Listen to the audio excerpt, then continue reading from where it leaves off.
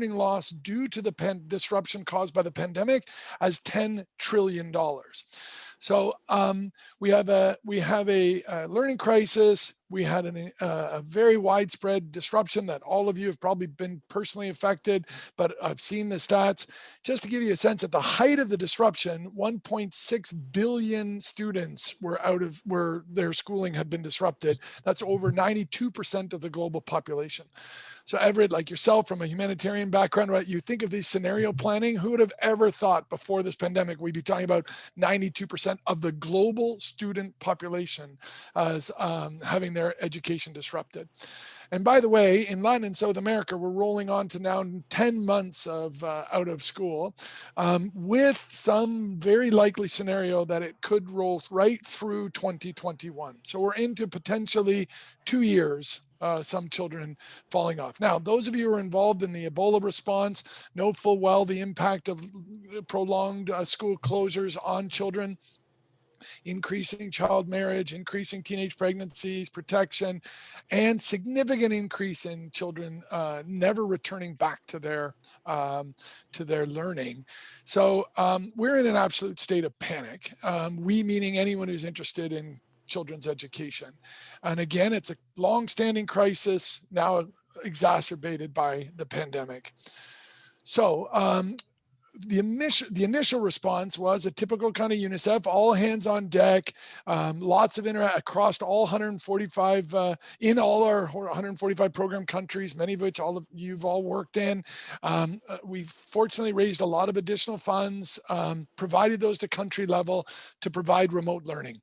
So were we successful or not collectively? I mean, when I say we, there's some good news and bad news. The good news is, on average, countries employed 3.9 different modalities of ways of reaching children. So that means IT-enabled learning, the radio, the television, supporting teachers to deliver learning materials to remote locations, the whole range, high-tech, low-tech.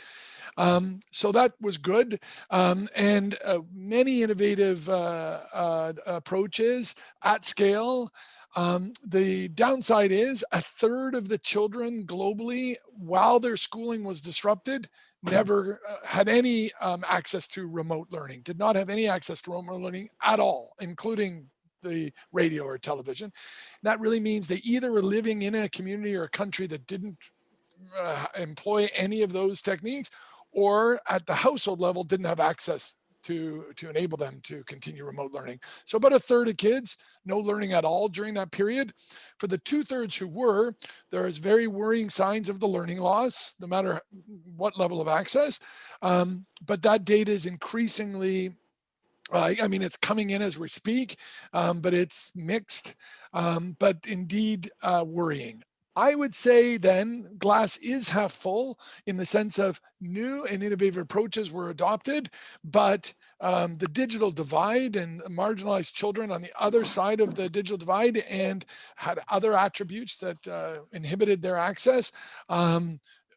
It could potentially have a profound impact on them as children and their trajectory as they move forward, and communities in their countries alike.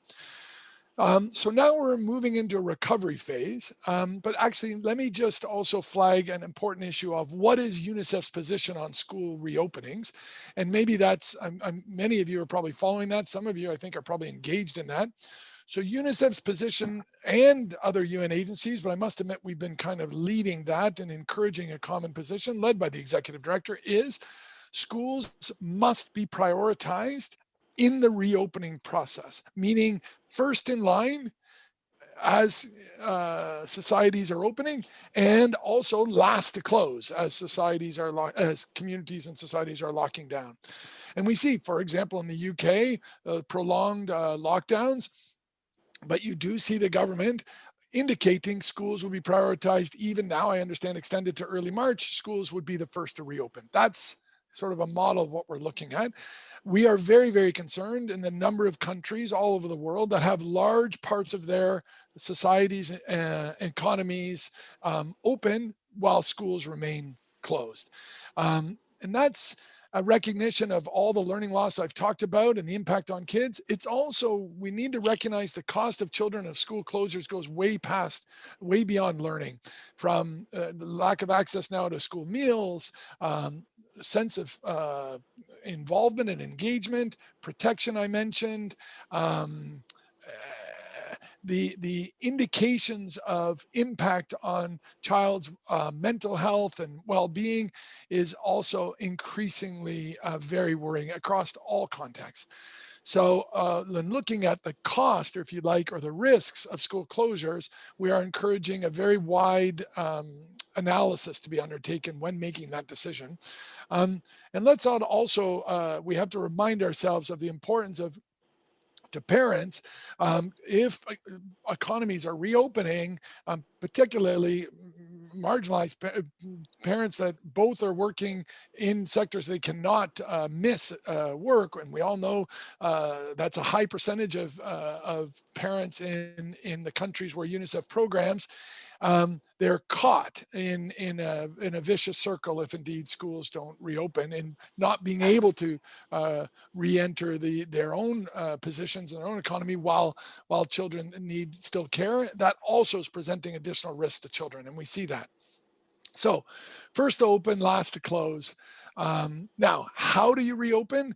The main messages are a laser focus on the most marginalized. We need to recognize that when reopening schools, the front door of that school needs to be very, very wide, and we also need to reach into the communities to enable children to return.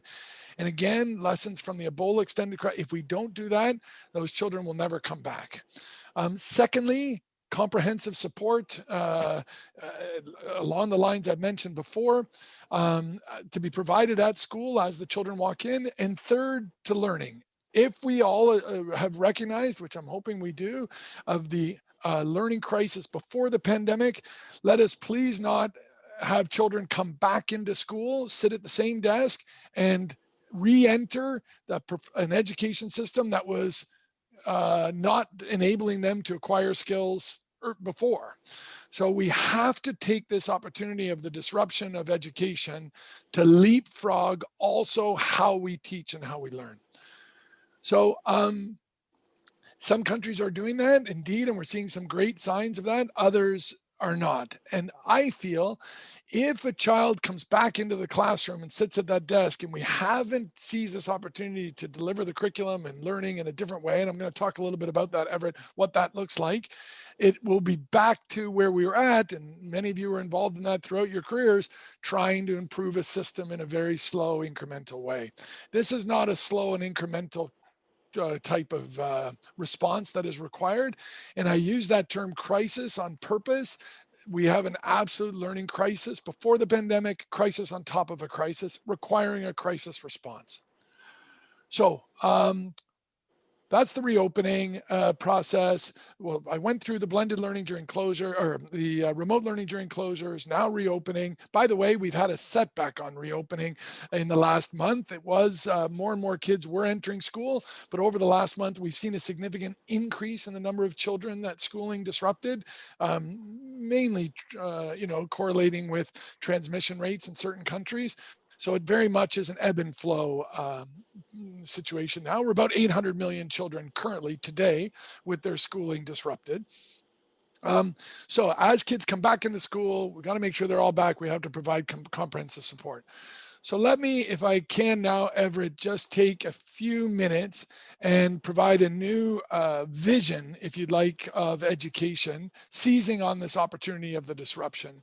And what we are seeing in many countries, and of course it's not all, etc., but many, many countries are looking to leapfrog their education systems. And when I say countries, I do mean governments, but definitely also non-government actors. Like we've got, for example, the Minister of Education and Innovation, that's his title, in Sierra Leone, who is all in to seize this opportunity to move their education system decades ahead as part of the reopening process. And many others, by the way. So what would that transformation look like? So seizing on the new and innovative approaches and innovations, but also the perspective.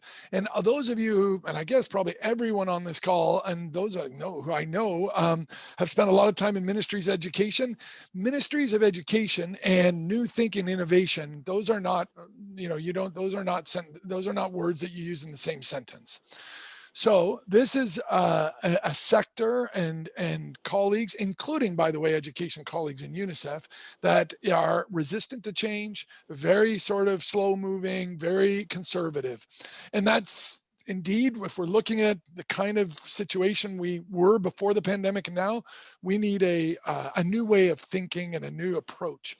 And many governments are recognizing that. I don't think they're jumping in because they feel that's necessary, convinced themselves, but the demand of parents, the demand of youth, the demand of children themselves for new ways of working. Before this job, I was the head of UNICEF in Jordan. We were always on the brink of it boiling, that level of frustration of the 17, 18, 19-year-old bubbling over because of finishing schooling. In Jordan, we had very, very high rates of enrollment, very high rates of completion right through secondary, but finishing schooling and without the skill set that would enable them to continue into employment or participation, just basically a piece of paper that does not enable them to move forward with the skills that are required. That level of frustration is at the point now, providing the incentives from the bottom to governments to enable this leapfrog in perspective and change. Also, we have increasing every day, we have new big actors, digital learning providers, mobile network providers, tools and solutions that are cost effective that can enable this. So I think we have the perfect storm of bottom up demand, tools available, and increasing critical mass of thinking of key stakeholders, including ministers of education and heads of state, to, let's call it, modernize education. But when I say reimagine education, that's the UNICEF kind of brand that we're rolling out. The vision is to transform, to leapfrog, to reimagine. It's not an incremental change. It's a restart and a rethink because of the level of crisis that we're experiencing. So what the vision is, more dynamic, multiple learning pathways for children starting at younger ages, definitely as they get older, less focused on sitting in a chair in the four walls of a school system, particularly again at older ages. Digitally enabled, it's got to be a key tool that will enable this transformation. Focus on the full range of skills with an increased focus on transferable skills, meaning functional literacy and foundational literacy and numeracy. I mentioned already we've got 88% of 10-year-olds in Africa without foundational literacy and numeracy. Then building on that foundation, we move to what we can call 21st century skills or transferable skills. Transferable in the sense of these are skills that that enable you to transfer and are applicable in a variety of different occupations and ways of life. Things like problem solving, creative thinking, communication, questioning, working in groups. So that skill set, and increasingly you ask employers all over the world, what's the skill set that is critical? It's that skill set. So enabling education systems to focus on that skill set, those transferable skills. And all of us know, including in high income countries like my own in Canada, or the one I'm living in now, the United States, we are still weak in enabling transferable skills. So focus on transferable, moving to job specific skills, digital skills, and entrepreneurial skills. The executive director is very, very strong of UNICEF, very strong on the importance of entrepreneurial skills, recognizing the majority of jobs that youth will be moving into by 2025, over 50% of the jobs that youth will be moving into do not exist today. And those will not be through an application, I'm going to join a formal sector. Those will be me needing to create that work through entrepreneurial thinking. So obviously, those of you know, and I'm sure all of you do know, your current education systems in high-income countries, but also in low-income countries, enabling such is indeed a transformation. So let me just take the last minute and my just kind of call to action on digital learning as a tool. So Reimagine Education has a concrete objective of enabling an additional 500 million children to access world-class digital learning by the end of 2021, 12 months from now. That will be leveraging existing national platforms and making them more dynamic. It'd be through applications like apps on phones, etc. It would also be through rolling out targeted initiatives that can reach the most marginalized. We have this amazing partnership with Microsoft that we're rolling out the Learning Passport. We're in about 22 countries right now. That type of initiative is targeting it's an offline tool, world-class digital capability to very remote locations through local servers, that kind of thing. Individualized, so I'm tracking my own progress. A facilitator, a teacher is enabling that, and I'm acquiring the skills that are required. Really, really exciting. Actually, in a couple hours, I'm going to meet with the head of Scratch as an example. It's a professor from MIT who's led the development of Scratch, this app.